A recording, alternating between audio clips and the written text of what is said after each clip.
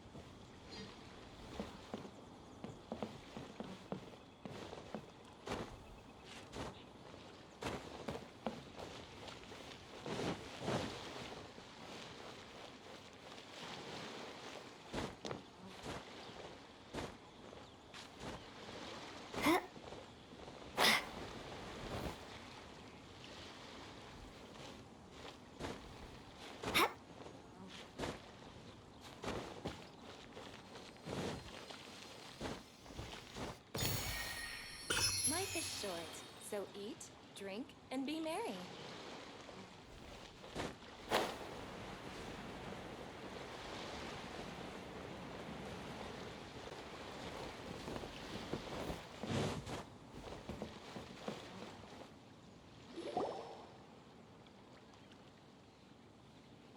Oh? I didn't think I would see you here. Are these two your friends? Yes, we had the fortune of meeting not too long ago. They are quite a knowledgeable and talented pair, and a pleasure to be around. Traveler, we were just discussing the history of Rex Lapis. Would you like to listen? This, good sir, seems not to appreciate the almighty power of the Lord of Geo. As a professional archaeologist, I'm inclined to correct some of his erroneous views. We are discussing the whereabouts of the first Mora. The first Mora?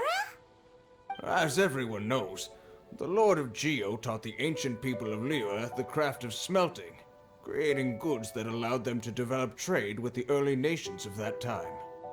Today, Liyue holds the sole right to cast Mora in the entire continent of Teyvat. The world's very first Mora should have been cast by the hands of the Lord of Geo himself thousands of years ago. According to my research, as well as my own hypothesis, I believe that this coin of unique historical significance has been passed down secretly through the years as a kind of token.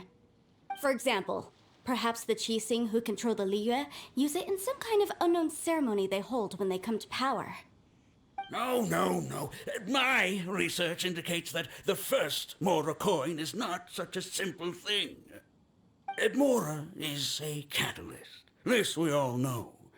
Even today, Mora is used in the mystic arts for its curious properties of weapon enhancement. The world's first Mora would no doubt possess the strongest power. My next historical treatise will boldly expound on the newest findings from my intense decade-long research. That is, that the Lord of Geo used this original Mora as a catalyst to enhance a dagger and a sword. A dagger and a sword? Well, buy the book when it comes out to read the full story. For now, I will only reveal this. The one who finds the dagger shall become supreme in Liyue, and the one who finds the sword may be crowned Liyue's sovereign. I can't say I agree. Let us not speak of the authenticity of the dagger and sword first. But Mora and money came about simply because they are a convenient measure of a contract's value. Rex Lapis just meant for Mora to serve as a catalyst for people to exchange and trade. The world's first Mora is probably just an ordinary coin created by Rex Lapis. As for its fate, the same as all Mora, I suspect. It was simply spent somewhere. I think that Mr. Hanshua's hypothesis seems reasonable. Mr. Zhongli's argument, on the other hand, lacks any evidence. How can you so easily dismiss the Lord of Geo's profound foresight? No, I am not debating right or wrong. I am simply stating a fact. Enough!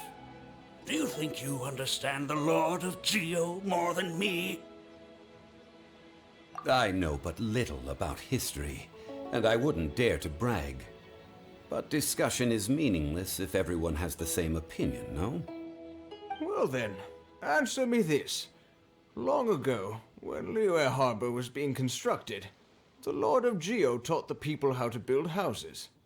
The model home he used to teach them was completely cast from Mora, correct? That is correct, indeed. Okay, then tell me. Why would the Lord of Geo do something so extravagant if not because of the mystical power that Mora contains? There's a simple explanation, really. To the god of wealth and commerce, what material is easier to get than Mora?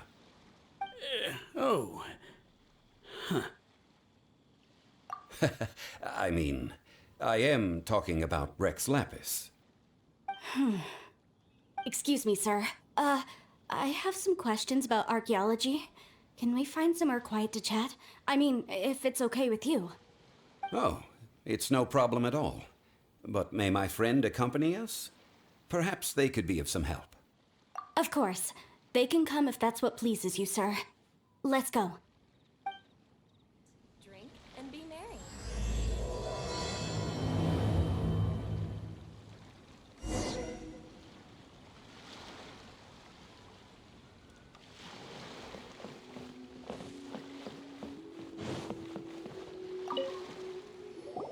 What I'm about to say is a bit disrespectful of the Lord of Geo and would draw a lot of angry looks. So it's best to discuss this somewhere quiet. Your argument just now exhibited acuteness of speech and thought. Most importantly, you don't fall for the boasting and acting of the others. You remain objective. So I have a question for you. Perhaps you will answer differently from other scholars. Do you think that all the gods that the Geo Archon killed were evil? Let's not analyze it in terms of good versus evil. Rex Lapis placed great importance on the integrity of contracts. So any gods he killed certainly must have broken some kind of contract. Right! The Lord of Geo wouldn't kill the innocent. But when I was doing some research, I learned about the legend of the god of salt.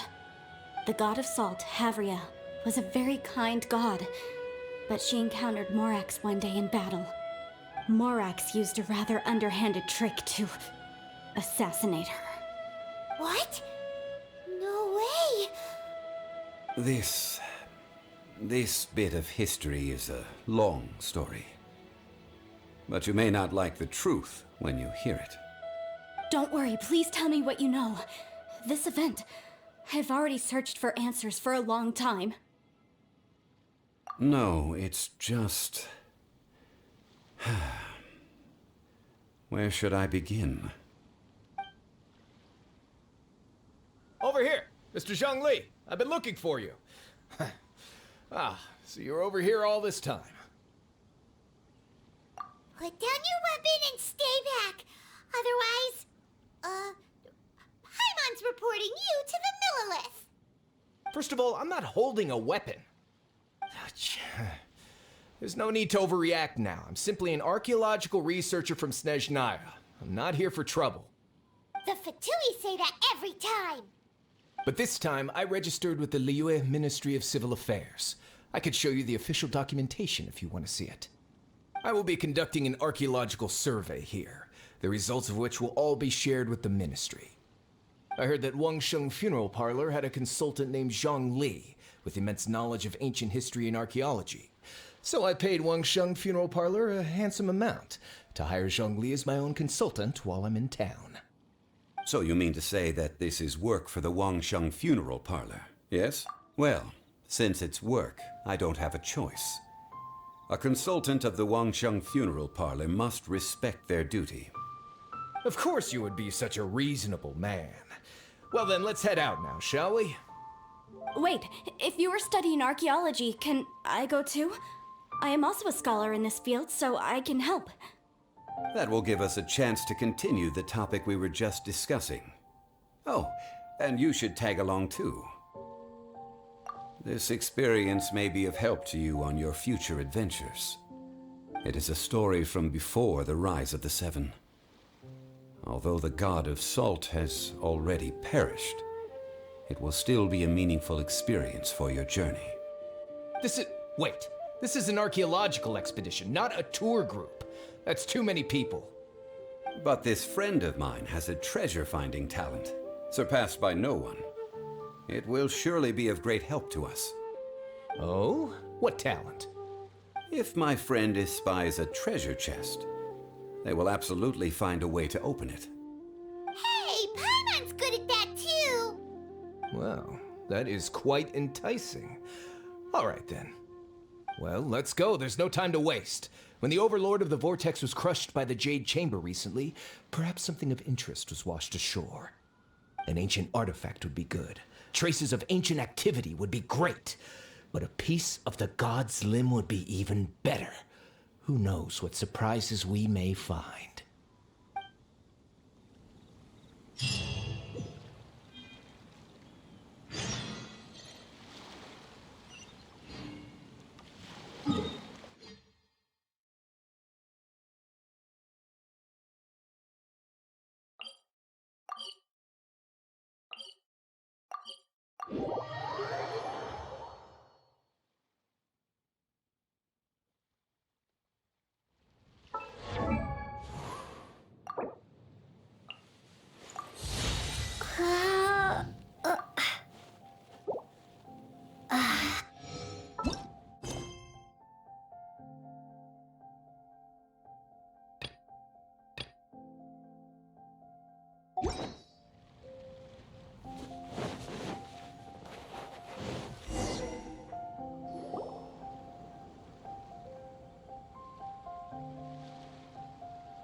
This place looks so ordinary. Can we really find anything valuable here? Huh? Paimon thinks it looks really grand. I don't mean the scenery, but rather that there should be something out of the ordinary. A big battle did just occur and all, and I don't even know where to begin looking here. Guyan Stone Forest is actually the perfect place to be, if you wish to learn about the gods or the history of the Archon War. Legend has it that Rex Lapis threw spears made of large rock into the sea here, piercing and crushing the overlord of the vortex. After many years of wind erosion, those stone spears have turned into the unique rock formations we see now. These mountains were the Lord of Geo's weapons? What we see now is just the part of them that remains. The stone spears hurled by Rex Lapis all those years ago were much greater, both in number and in size.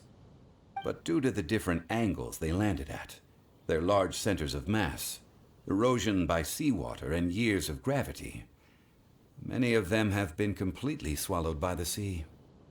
So besides wind erosion, the initial collapsing of the stone spears also played a big part in the formation of Guyan Stone Forest.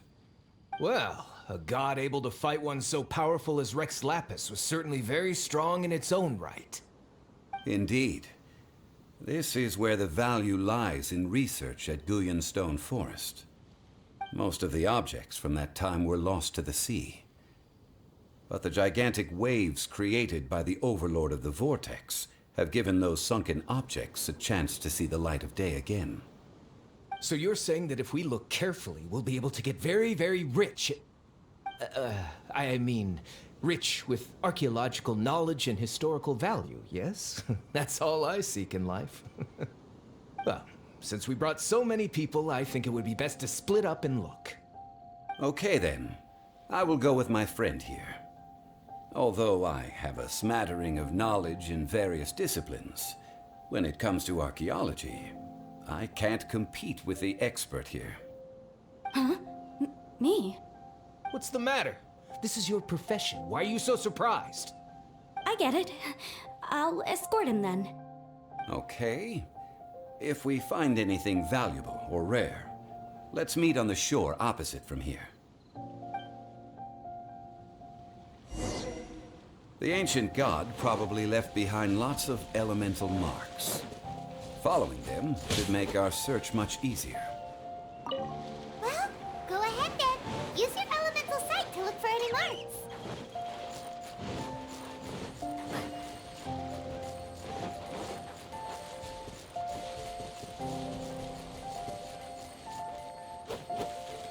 Yeah.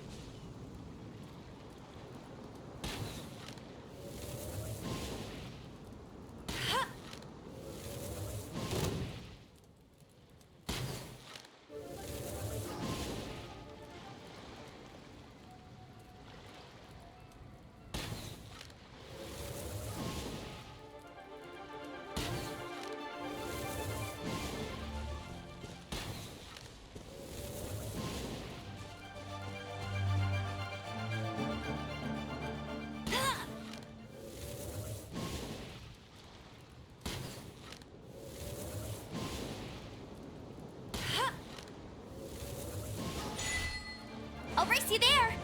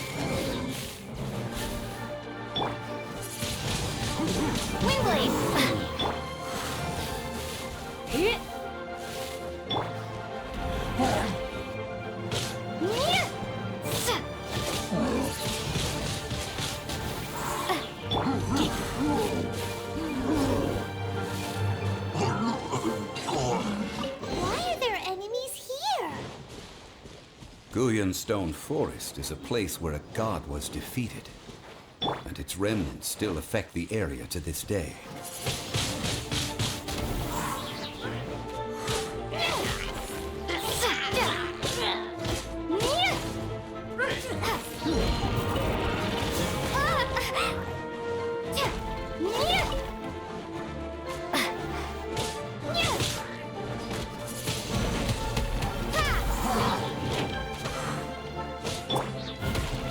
Leave it all to me.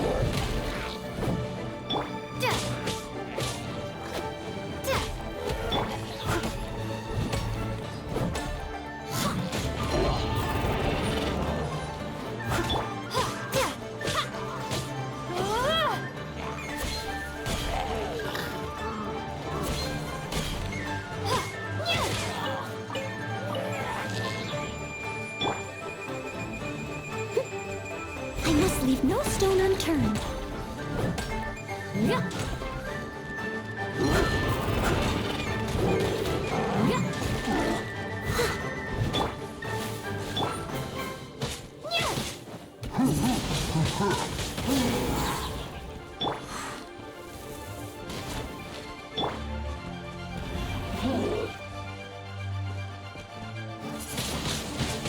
Windblade!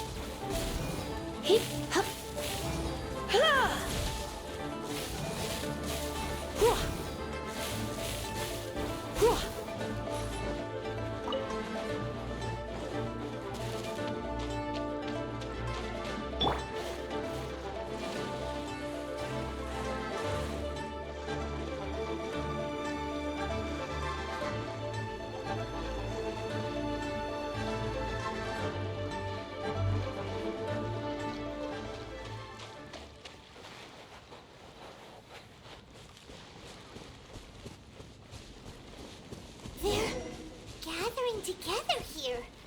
But why? See that object in the center? Perhaps it emits the remnant strength of the god. That would certainly attract them. The hydromimic monsters. I have a contract and must put my personal feelings aside. Go ahead. Defeat them and recover the relic.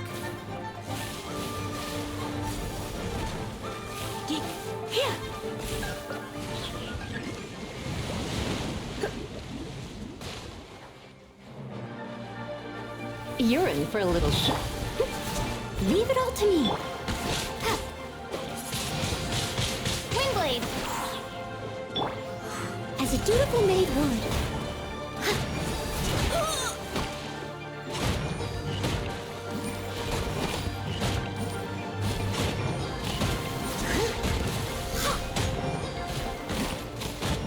Steady as stone.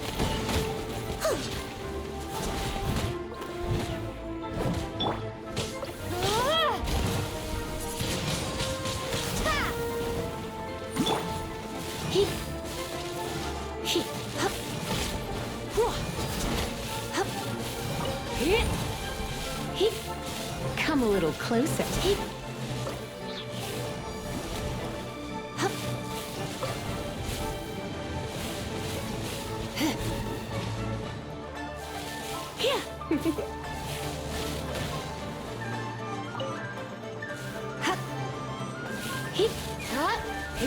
It's just a stone slab, but its design is quite unique.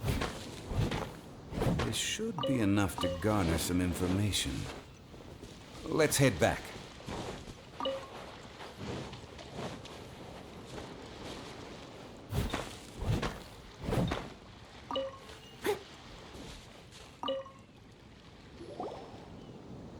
You call yourself a scholar of archaeology? You can't even recognize this or that. What are you good for? We all have our areas of expertise. I already tried very hard to explain. Oh, stop arguing! What in the world happened? This girl just keeps bragging about how she's an archaeologist, but she doesn't even know anything about the surrounding ruins. I even know more than her. She left me to rely solely on guessing, experience, to find anything valuable to take back. Ugh, what a waste of time. I've just been researching the god of salt, so I'm not familiar with sea relics. Is that so strange?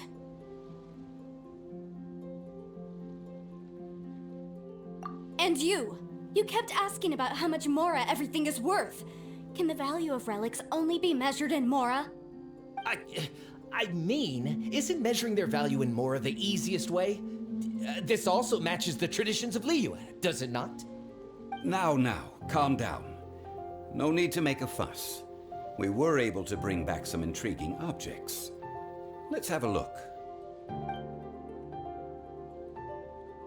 Oh, what a shame. These objects were indeed washed ashore by the Overlord of the Vortex, but they have nothing to do with the god besides being in the vicinity at the time. This stone slab we found, however, has a mysterious pattern and faint aura of divine power. Perhaps it will be useful for research purposes. Quick, give it to me. At least we didn't come for nothing. The power of the gods, yes! This is good. Oh, but these other objects are certainly worth a little something, right? It should be enough to cover the cost of hiring you. It's all mine.